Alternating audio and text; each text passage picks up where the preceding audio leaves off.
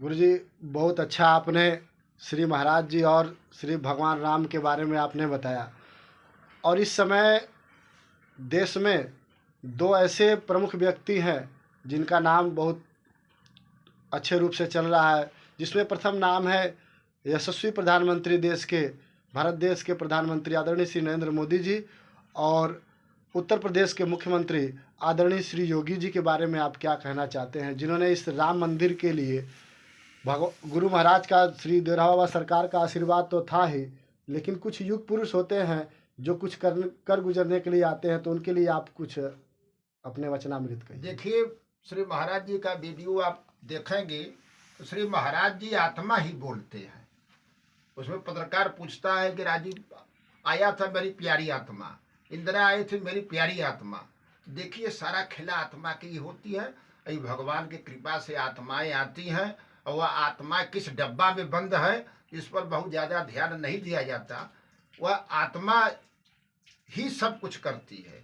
और श्री महाराज जी जब भी नाम लिए आत्मा की ही नाम लिए, तो दो दिव्य आत्माएं आई ही हैं। कहा तो जाता है, कहीं आध्यात्म में लिखा था कि इसमें 30 दिव्य आत्माएं हिमालय में आई हुई हैं, जो कि भारत के भविष्य को उज्जवल करेंगी, भारत को आगे ले जाएंगी। तो यह नाम तो उपाधि, उस आत्मा की उपाधि दे दी जाती है, उस पर नहीं जाना। आत्माएं दिव्य है, जो दिव्य काम कर रहा है तो ईश्वर के द्वारा ही कर रहा है। और श्री महाराज जी की बड़ी कृपा इन लोगों के ऊपर है। और श्री महाराज जी के परम शिष्य महाराज जी के मणि स्वामी राम बालकाचार्य जी, जो इस समय काशी द्वारकाधीश मंदिर 80 में बैठे हुए हैं, उनको अगर सिंघल जी आज रहते, दीक्षित जी आज रहते, तो दोनों लोग बिना उनके आशीर्वाद के एक कार्य भी आगे नहीं कर सकते थे, क्योंकि दीक्षित जी और सिंघल जी श्री महाराज जी के चरणों में गिरे रहते थे।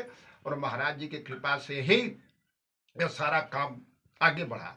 और वह जोगी इस समय 80 वाराणसी में बैठे हुए, सारी शक्ति के ब्रह्मांड को लेकर के श्री महाराज जी के बैठे हुए हैं, और उनका भी आशीर्वाद 24 घंटा मंदिर पर लगा हुआ है। और इस समय अगर सिंघल जी दीक्षित जी रहते तो श्री महाराज जी का कम से कम इतना तो जो महाराज जी ने मंदिर के बारे में बोला है, माननीय प्रधानमंत्री जी को, माननीय मुख्यमंत्री जी को इसका ध्यान कर दे करके श्री महाराज जी का वह विग्रह और महाराज जी की वह वाणी वहाँ लगानी चाहिए। वाणी लगाने से महाराज जी का नहीं कुछ हो जाएगा, लेकिन वाणी लगने से सारे देश के जनता का कल्याण होगा। क्योंकि जनता के दिमाग में यह बात आएगी कि ऐसे ऋषि भी तत्काल में रहे हैं जिनकी वाणी, जो भविष्यवाणी सत्य हो रही है। इससे संतों पर, योगियों पर जनता का विश्वास बढ़ेगा और जनता का इससे कल्याण होगा।